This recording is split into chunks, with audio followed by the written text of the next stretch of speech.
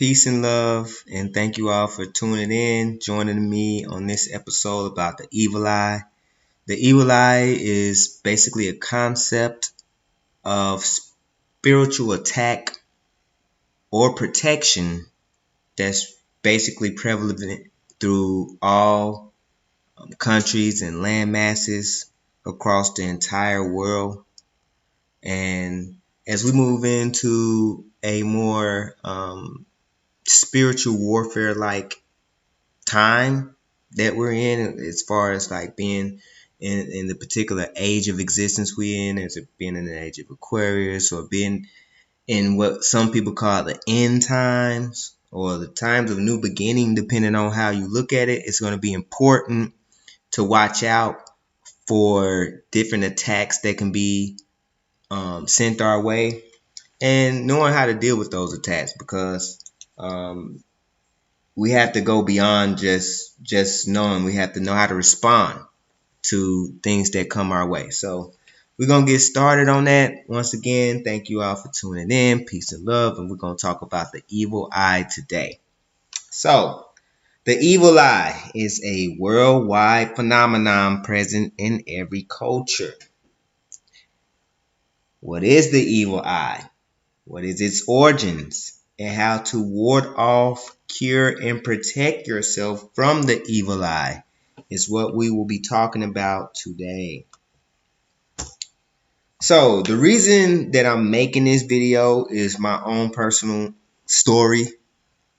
It really starts back. I went to live in Turkey some years back.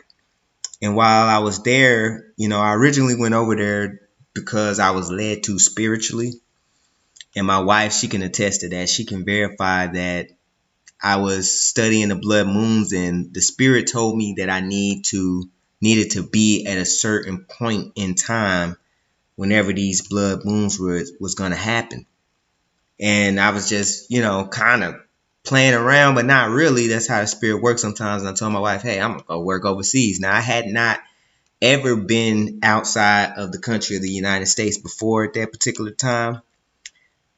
But I was led to start moving that way. So I ended up applying for some jobs overseas, and they actually responded back, and they told me they was interested. We did an interview. They said they'll get back with me. Months and months and months and months went on, and I ended up contacting them back like, hey, we did an interview some months ago. You guys said you was going to get back. And they was like, oh, yeah, we was going to contact you.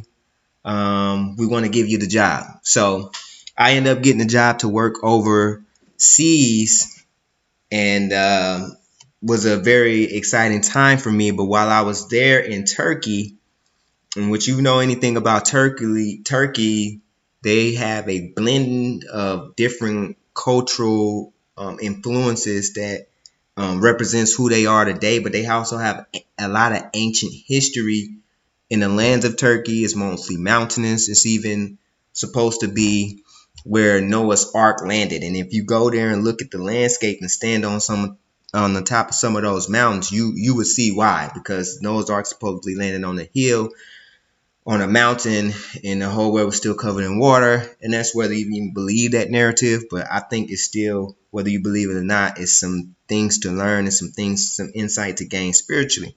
However, it's not about that. It's about what happened when I was over there.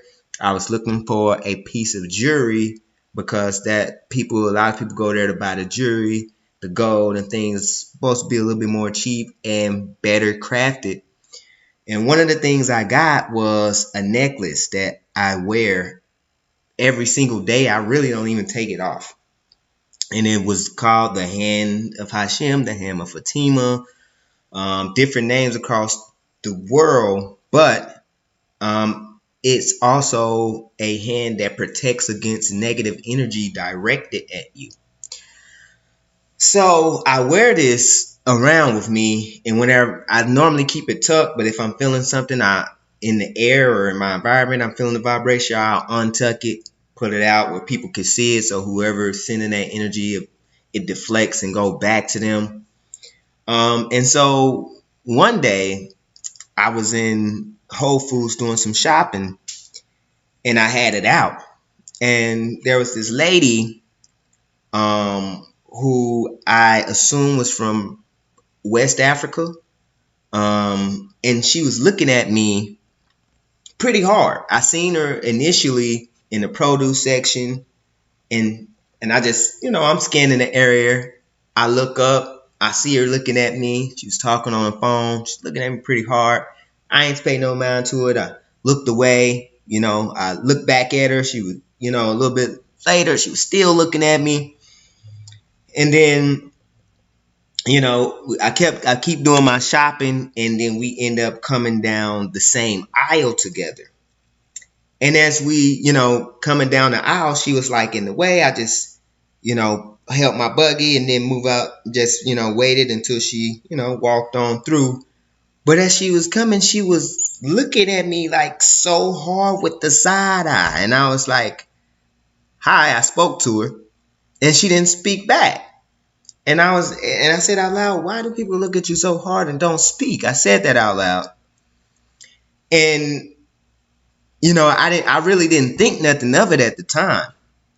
But then I end up coming home, and I had this book that I had been reading, and I was like, I was in the middle of it, but I had took it down, took a break. Then I was like, oh, either I had just finished reading it or was about to read it or was in the middle of the reading. I can't remember, but I do know that once I left the store, I came back home, and then that book was right there staring at me, and it actually had the same look on the front of the cover that she was giving me. Sort of like this look that Michelle Obama has right here. And I'm not using her for any particular reason. I typed in Evil Eye, and this came up, and it kind of matched the theme and the story of why that I want to bring this to you all today. So it's not focusing on Michelle Obama.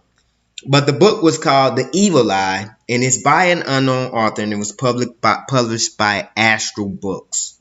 So if you want to get that book, you can Google it. I'm sure it's out there. And you can basically learn all the things that I'm going to share with you today, because what follows now are excerpts from the book, The Evil Eye, by the unknown author and published by Astral Books. I do want to give one more story, though. I walked into a store as well, and it was owned by some Arabs from Yemen.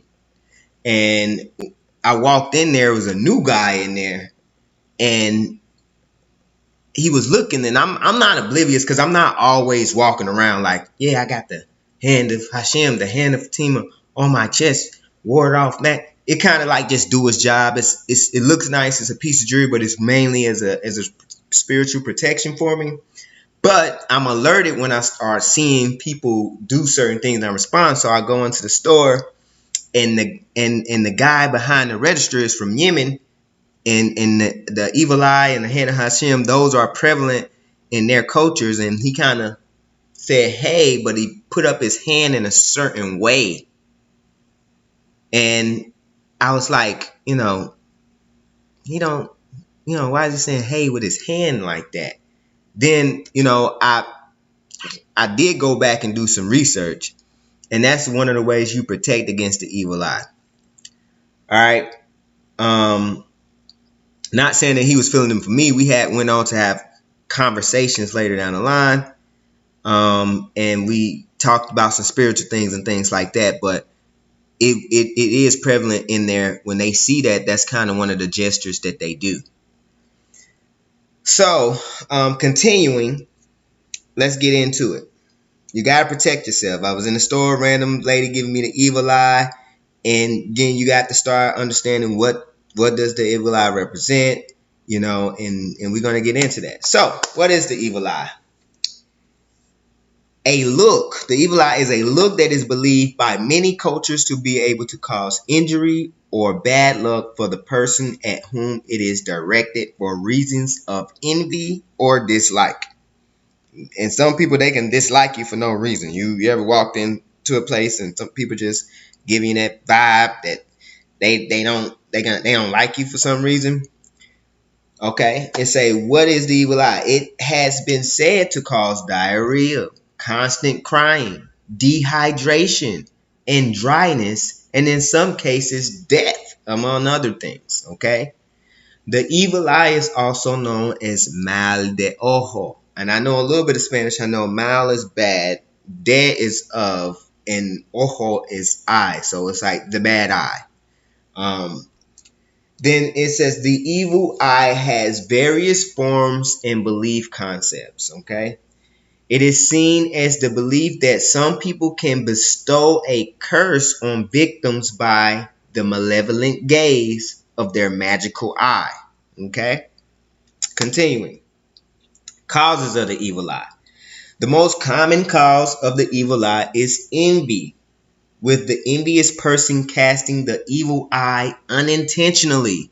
And that's something I think that's very important, because we like to think that, oh yeah, someone is purposely trying to give me the evil eye. They looking at me with the side eye, trying to, give me this evil eye, you know, and they doing it on purpose. But no, a lot of the times it's unintentional. Unintentional, okay? Causes of the evil eye: jealousy, hate, dislike, and ill will can cause someone to intentionally or unintentionally cast the evil eye. So someone don't even have to try. They might look at something you got and they might want it, and they might start looking at you a certain way. And you don't even know. You got to be protecting yourself from against these energies, because thoughts have energy, and energy flows where attention is directed. And if that energy is negative and they're focusing on you, now they're giving you negative energy. So you got to be ready to protect yourself against that negative energy. Causes of the evil eye: negative thoughts directed at a person, animal, or thing that can manifest the effects of the evil eye. And lastly, it is also used as a form of black magic by those who intentionally seek to cause harm, hardship to someone. I got a few typos in there. Excuse that, please. But it is used as a form of black magic by someone who wants to intentionally cause you harm or hardship. So the evil eye can be intentional or it can be unintentional. Okay? That's important. Someone can, your people close to you can be giving you the evil eye, and you're not even knowing, because you're not thinking that that they would intentionally do that to you, but maybe they're doing it unintentional. Okay? The evil eye continue. Now there's a UC Berkeley professor of folklore. His name was Alan Dundas. Studied the beliefs of many cultures and found a commonality that the evil eye was connected to symptoms of drying, desiccation, which is taking away moisture, withering, which is another form of, when plants wither, they start to dry out, and dehydration. And that its cure is related to moistness. And the immunity from the evil eye was associated with fish in some cultures due to the fact that fish are always wet. So we already moving into some of the ways to counter cure of the evil eye, and that's through moisture, because the evil eye causes a lot of drying, desiccation, withering, dehydration, and that is cured with moistness. Okay, fruits, eating a lot of fruits and vegetables that already have a lot of water content, and drinking structured water, which can help as well. That yes, moisture helps to ward off the evil eye. Continuing. A person that is not malefic in any way can still harm adults, children, livestock, or possessions simply by looking at them with envy. Okay? So I'm telling you, it could be your best friend. It could be your mate. It could be your lover. And they might not be doing it intentionally, but you might be having problems. You don't know why you having problems when you doing everything right, because somebody might be casting that evil eye on you, and you not got no form of protection. You not aware of nothing, so you having these issues, right? It's just like if somebody was putting some poison in your water and you was feeling sick, you wouldn't know why you was feeling sick. Cause you don't know how to fix it because you don't know that someone is putting the poison in your water. So you just drinking the water, getting sick, wondering why. You have to, whether you know, you always have to be. So what do? You make sure you control your own water sources. Make sure you're fixing your own water, and not let no one else do it. All right, you think about it, like the kings and stuff.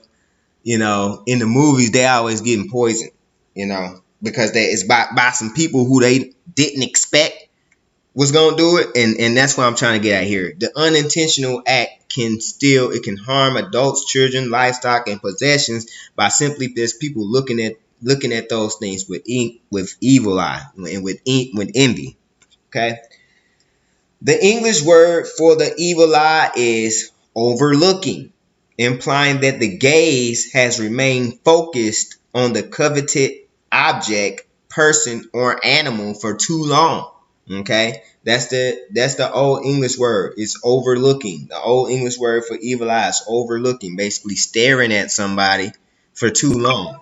All right? That's a part of the root of the issue. Okay? That's one of the ways that people looking at you for too long. Like that lady was at me in the store and that's like staring at me, like, and I looked away and she was looking. I looked back and she's still looking at me hard with that evil eye. And like I said, I didn't get home until I looked at the book that was sitting on my desk or my table, and then I was like, oh snap, that's what she was doing to me. And then I had to say, okay, let me tap into this book a little bit more. Let me, and start figuring out what I could do to, make sure I'm protected. I mean, I already got the hand of Hashem, so that works. But what if you don't have the hand? You feel me? All right, but we're going to get into that. Okay, you could use your own hand. You have a hand. All right. So regions of evil eye. Belief in the evil eye is the strongest in the Middle East. Like I said, where the Arabs at. All right, that's what it's the strongest right there today. All right, time has passed and stuff like that, and it's been stronger in different other parts of the world. But it's strongest in the Middle East, the East, West Africa, Central America, South Asia, Central Asia, and Europe, especially in the Mediterranean region. Belief in the evil eye is found in Islamic doctrine based upon the statement of Prophet Muhammad. The influence of an evil eye is a fact, and that was said by Prophet Muhammad in the Quran. All right, Shia Muslim, book 26, number 5427. Authentic practices of warding off the evil eye are also commonly practiced by Muslims. It is customary to say, Mashallah, that is, God has willed it, or invoking God's blessing upon the object or person that is being admired. And we're gonna get into that because sometimes you see people like, oh yeah, that's nice over there. I like your car. Then you in a car crash. You know, that could be someone admiring you, but we're gonna get into admiring some people. That could be a form of hate, form of the evil eye. People acting like they happy for you, but they really not inside. Okay, and through that they can do mental magic. We call thoughts. Use their thoughts to attack you. Right. So Ashkenazi Jews in Europe and the Americas routinely exclaim "Kin ano hore," Kin ayin hore, also spelled Kin ayin hada, meaning no evil eye. Kin ayin hada. It means no evil eye. In Yiddish, to ward off a jinx after something or someone has been rashly praised or good news has been spoken aloud. So they say that when someone's like, oh my, you're so beautiful. Oh my, I love your dress so much. They say, Kin ayin hada, which means no evil eye. Like, yeah, I'm saying all that. Mashallah. God has willed it. Only God can take this blessing away, right? God has willed that you be this beautiful, that you have this possession. Okay. So it's customary in other cultures to, when they're admiring you, to say something so they can make sure that they even aware that they can unintentionally harm you. So it's a part of their culture to say something so that they can make sure that they're not intentionally harming someone that they actually love.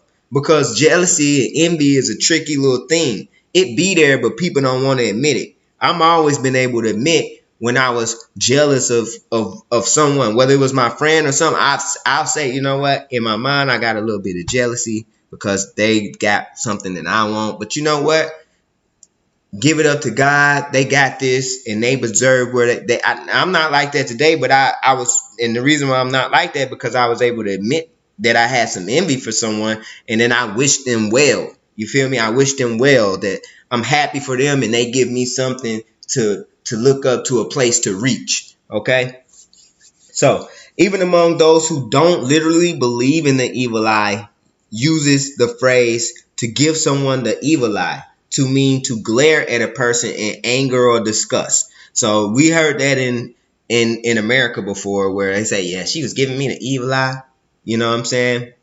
And they don't even, they might not understand the concept truly of the evil eye, believe in the evil eye, but they still use that statement when someone is staring at you with anger or disgust. Okay, continuing.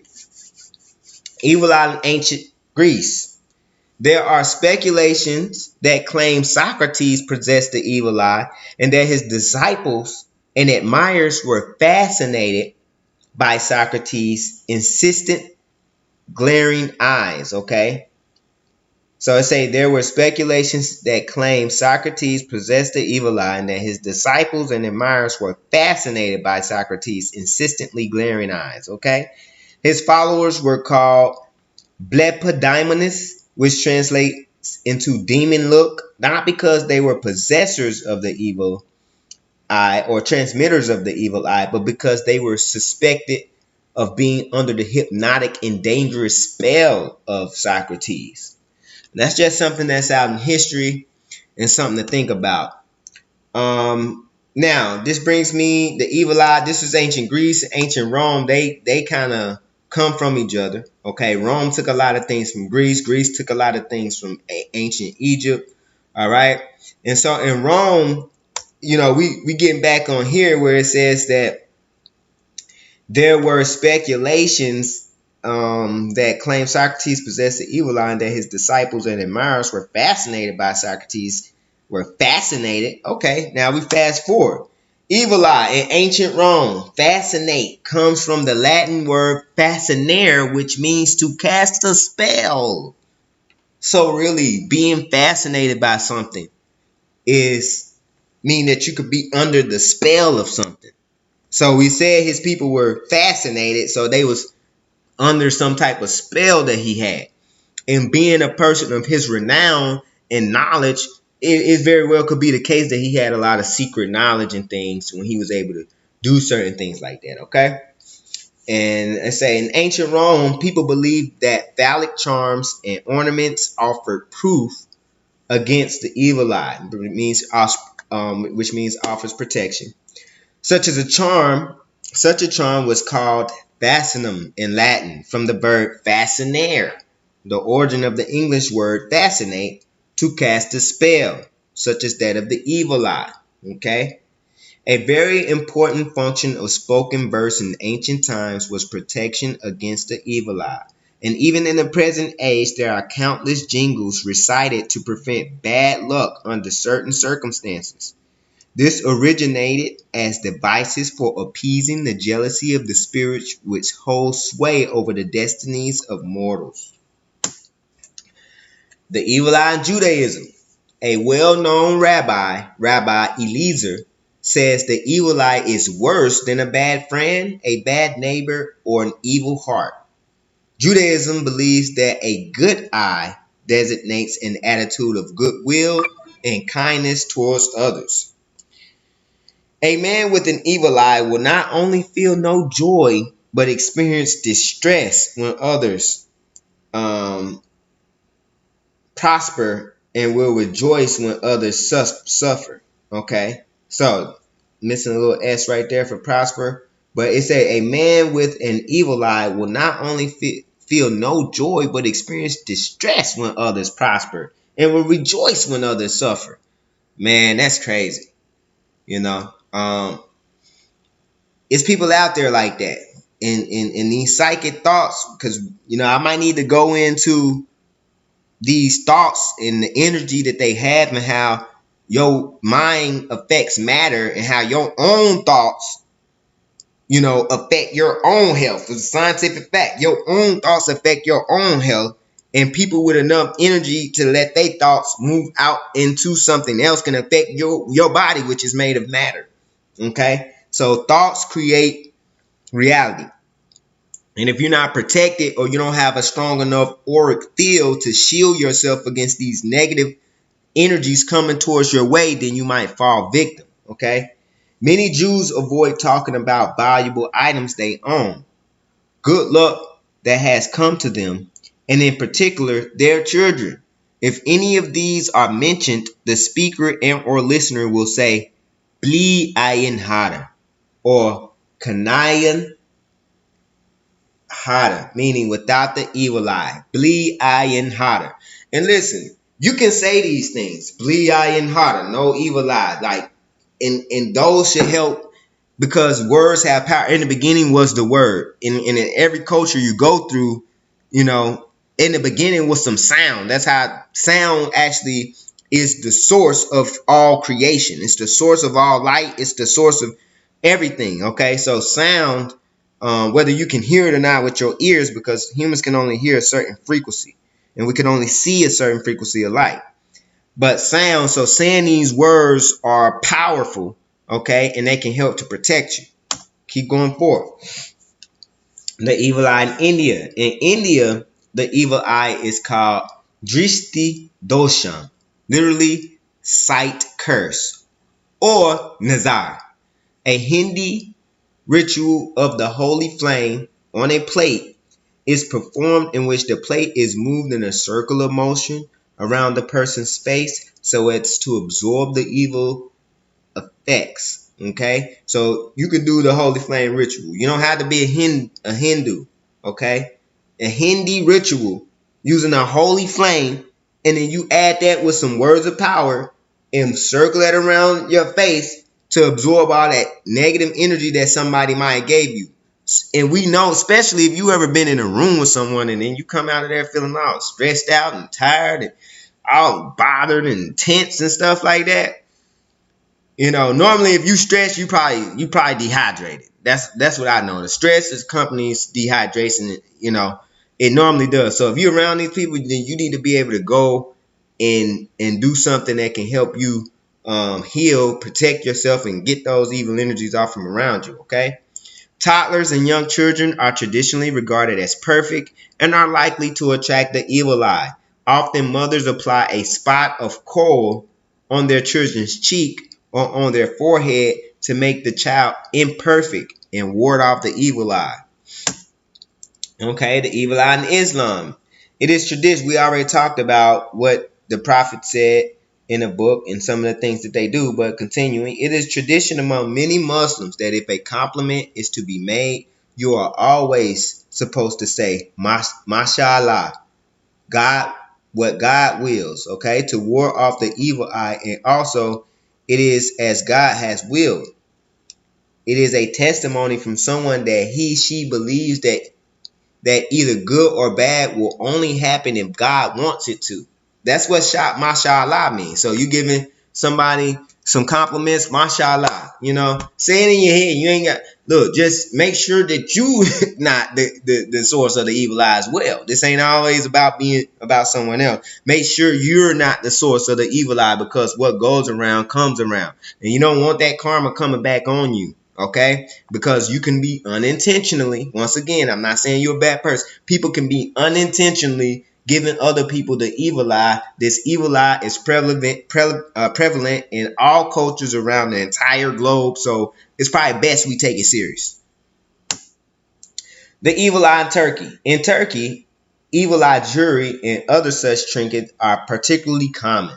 The evil eye is also known as the Eye of Medusa. A Nazar or evil eye stone is an amulet that protects against the evil eye. Colorful beads, bracelets, necklaces, anklets, and all manner of decoration may be adorned by this particular symbol.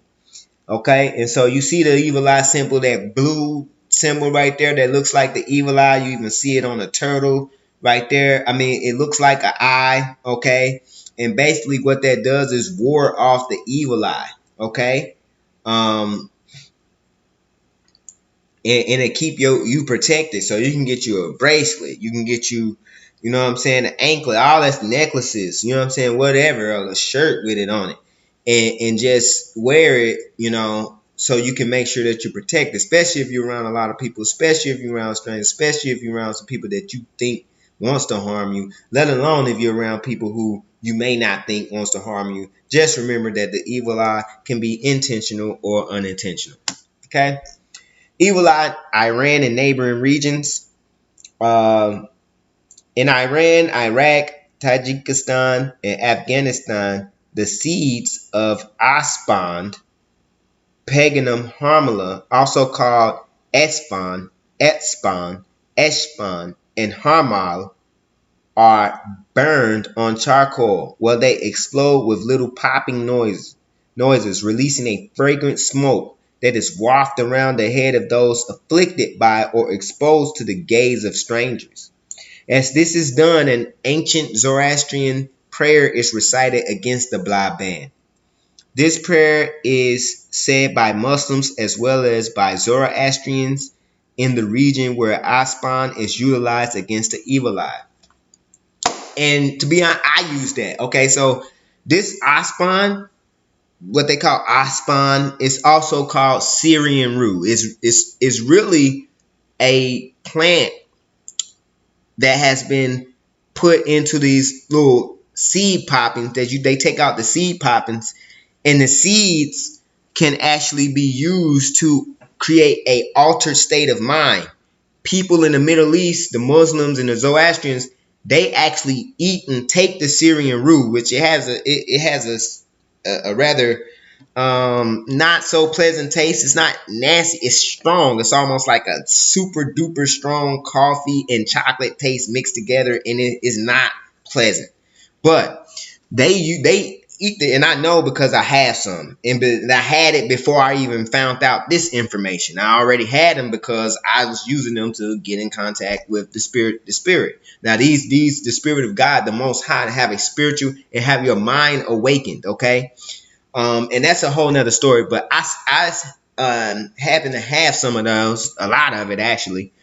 Syrian rue is what it's called. That's what you will find it as. You know, if you look up Syrian rue, you can find these little things. You can burn them on your charcoal. I used it. I burned them on charcoal. They pop. They make the noises like they say. I say my own things, and I just make sure I protect myself and my home and my animals. You know what I'm saying? From anybody, because really, I actually believe I was affected by the evil eye before I even knew more about the evil eye. I had got a brand new car. I was happy about it. I could feel energy from some neighbors that was going on around me, and then boom, I'm driving down the street, take my children to the park, and boom, some guy just jumped right out in traffic, just sitting at a stop sign, just sitting in the middle of the street, and waited till we got literally, like, he was sitting there, we was coming down the street 50 miles per hour, no lights for us, no stop signs for us, nothing. And he just sit there, and as soon as we got about 3 feet out, he just pulled right out of us, front of us, smacked his car. He had a truck. It didn't even look like much was done to his truck, but our car was totaled.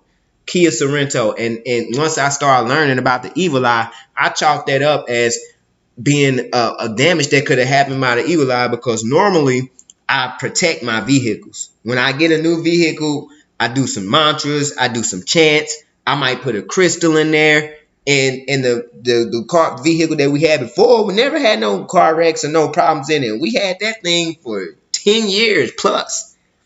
And we never had a car wreck, no problems or nothing.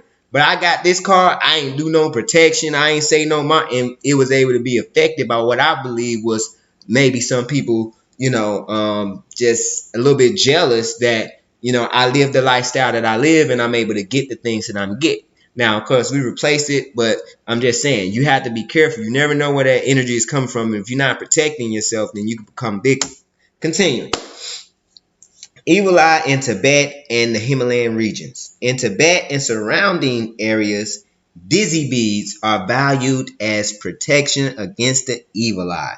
Dizzy beads are amongst the most expensive beads known to man.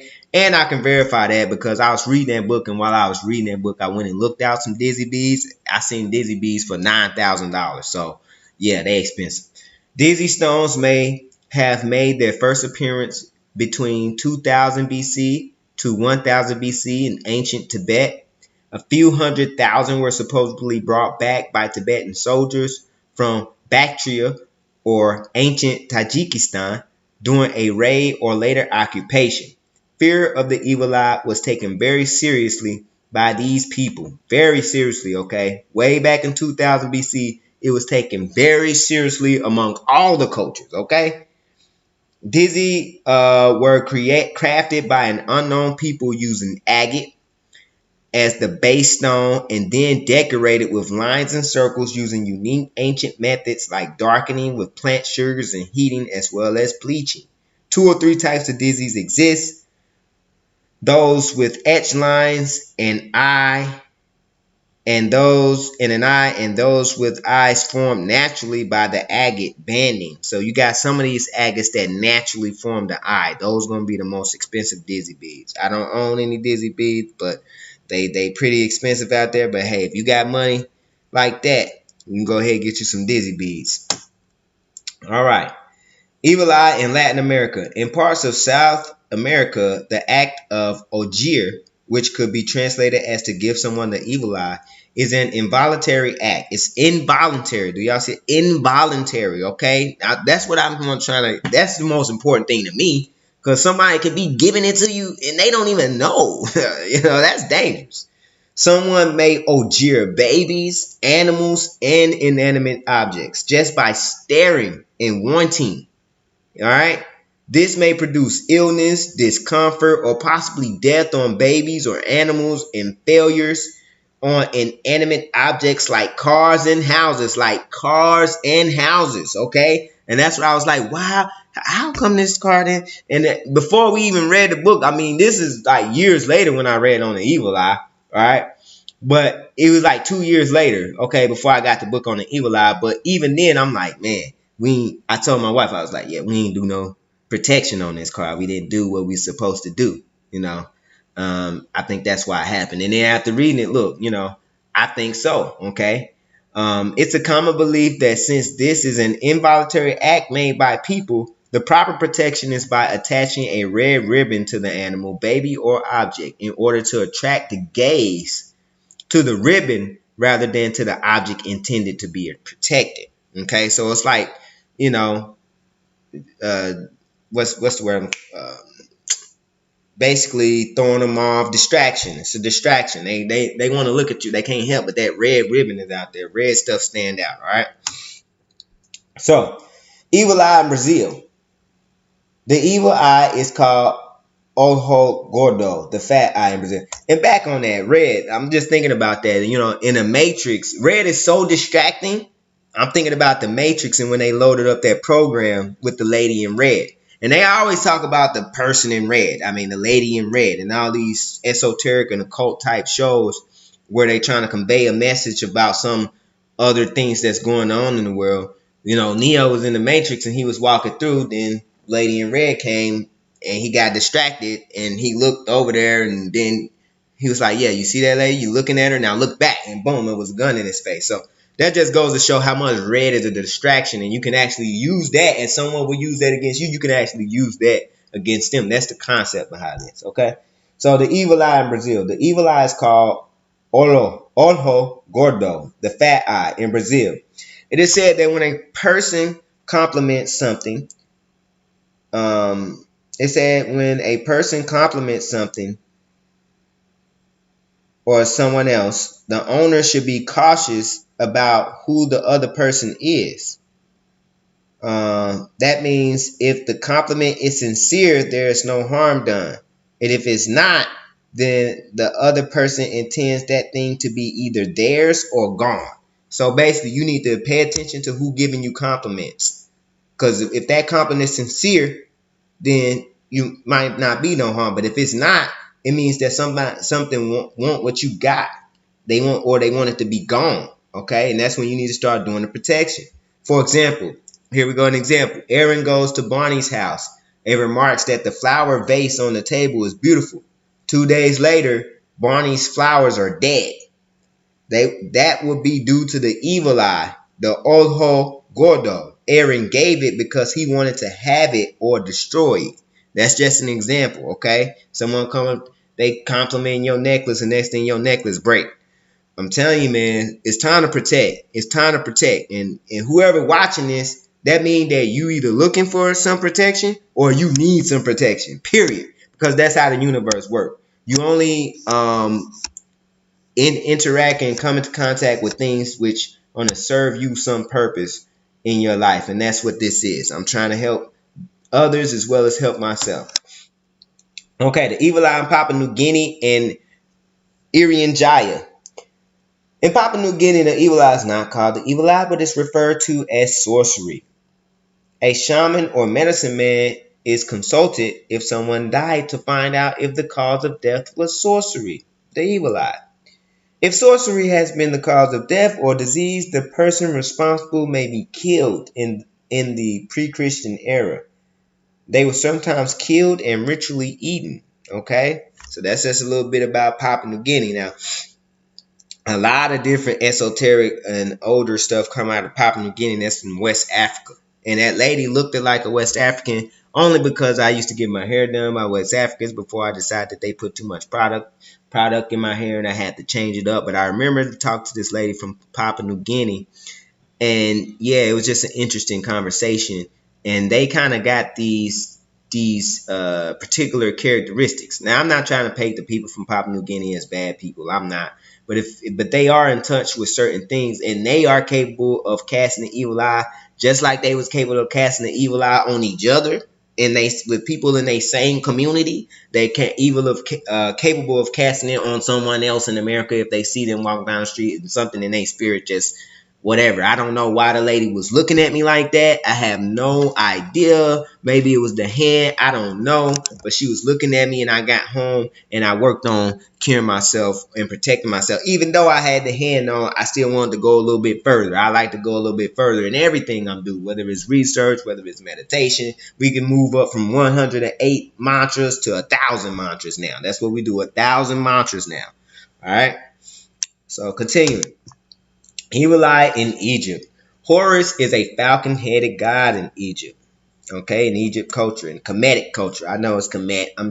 These are excerpts from the book. Okay, it's not the whole book. It's just certain information that I thought was prevalent, and I want to organize it in a certain way. So Heru, the falcon god in Kemet. Okay, the right eye of Horus represents the peregrine falcon's eye. And the Eye of Horus was used to ward off the evil eye in ancient Egyptian cultures. Okay, that's where they get it from. I told you, Rome got their stuff from Greece. Greece got their stuff from ancient Egyptian. Islamic people got their stuff from ancient Egyptian. And that's why they in Egypt today. If you go to where the Great Pyramids at, it's not run by Egyptians no more. That is an Islamic state. That is an Islamic country. It's nothing but Arabs there. And then there is still some people of old and some Africans and things like that who try to guard the knowledge and everything. But in modern Egypt, Islamic charms and amulets such as the Hamza are used. That's what they call the hand of Hashem or the hand of Fatima. The one like the necklace I got is called the Hamza. That's what they call them, Hamza. Okay. Continue. Evil Eye in Ethiopia. In Ethiopia, it's believed that anyone could give you the evil eye. Women occasionally spit on the ground whenever they admired a loved one in order to not give them the evil eye. So, even the women in Ethiopia, which that's ancient. That culture is ancient. I mean, look at their flag. Look at that 5-point star with another 5 at each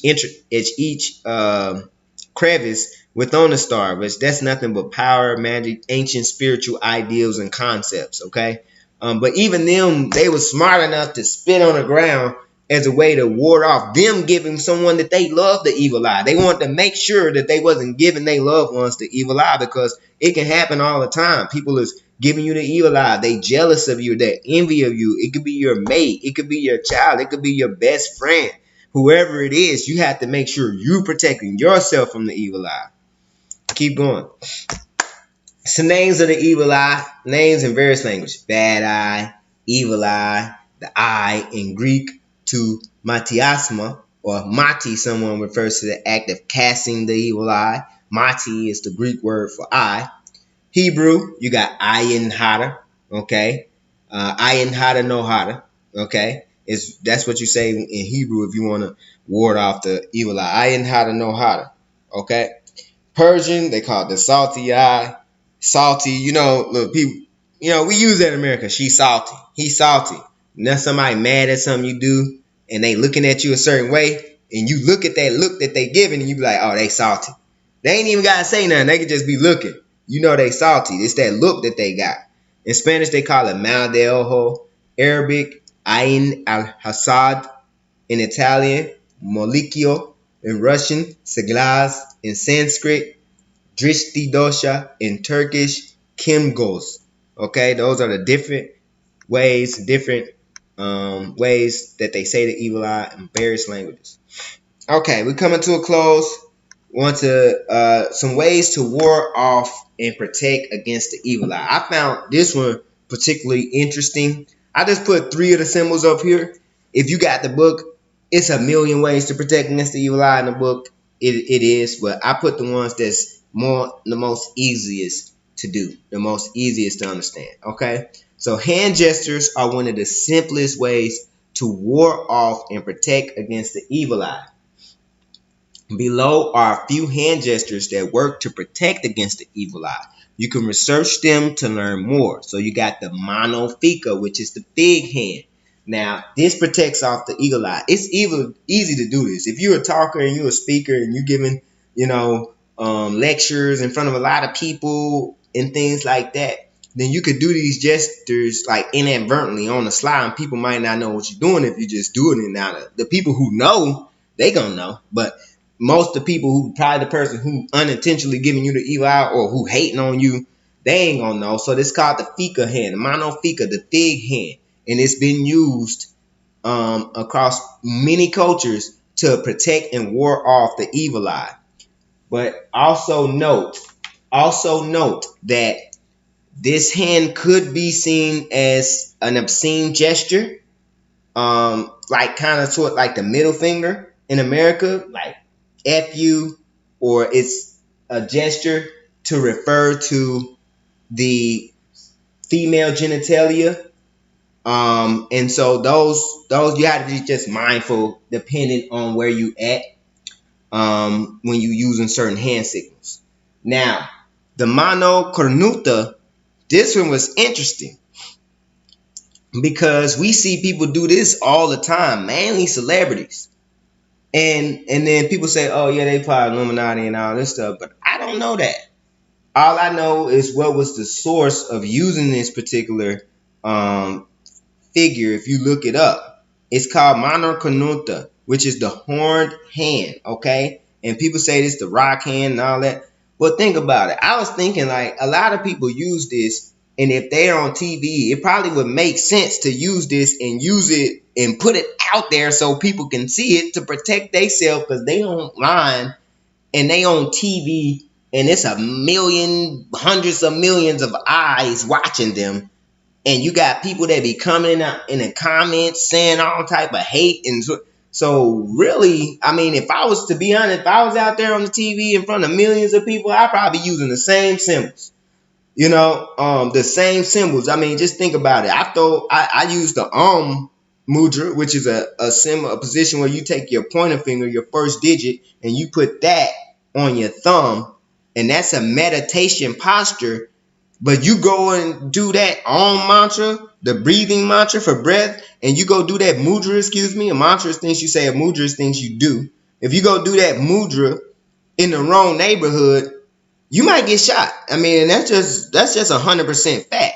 So, you never know what these hand symbols mean. It means whatever the person who's doing it intended it for it to mean. That's what it means. So maybe some have benevolent and some maybe not. Okay. Another hand is the open hand. And you can even know that that's the open hand. And like I said, the guy did that when I walked in. I haven't read this book yet, but now I know. He's just making sure that I ain't protect. He protecting himself. He's like, hey, but when I went in there, I started doing it back to him. You know what I'm saying? I started doing that to him, and he just cut it out. He cut it out. He never did it again. And we talked, okay? But I'm just saying, so they take that stuff serious in their culture. But you even got people like, yeah, talk to the hand.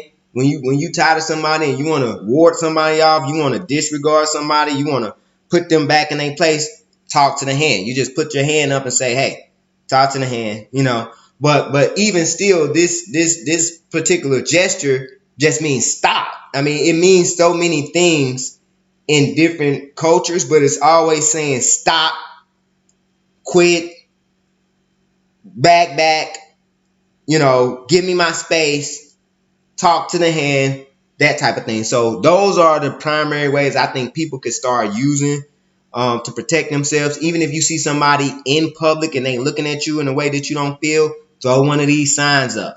All right.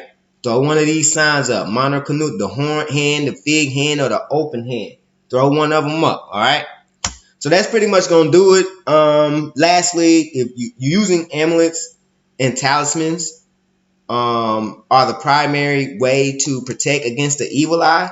Most of the amulets of higher renown take secret knowledge and or alchemical or magical processes to create. However, there are more simple amulets such as the Eye of Fatima, the Hand of Fatima, even the Eye of Horus. Okay, and for more information on this, see the book The Evil Eye, published by Astral Books, or other books related to amulets and talismans and the evil eye. There are many. Thank you all for tuning in. Thank you all for watching. I hope you learned something. Please stay protected. Peace and love, and I'll see you next time.